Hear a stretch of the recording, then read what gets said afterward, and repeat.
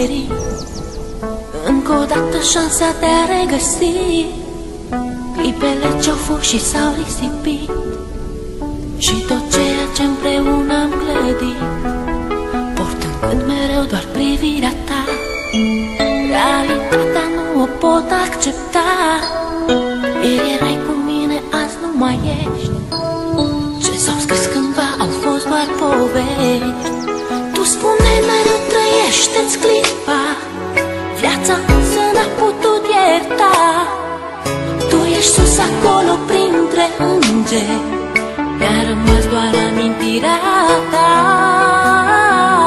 Vei rămâne în gândul meu,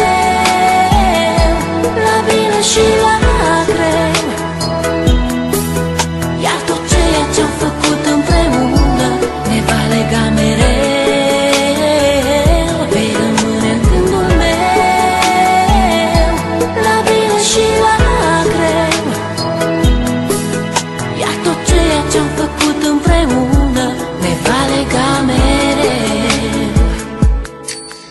Astăzi cerul parcă e înorat, totul în jurul meu îmi pare schimbat. Uneori viața e de neînțeles, ea nu iartă, iar tu nu ai de ales. Este ultimul tău drum, te-am pierdut, amintirea se așterne în trecut. Ieri erai un suflet nevinovat, astăzi îngerii din cer mi te-au luat. Parcă ieri trăiam speranțe și vise, parcă ieri aveam tot ce ne-am dorit. Tu spuneai că viața merge înainte, mă întreb oare chiar s-a sfârșit. Vei rămâne în gândul meu, la bine și la greu. Iar tot ceea ce-am făcut împreună ne va lega mereu.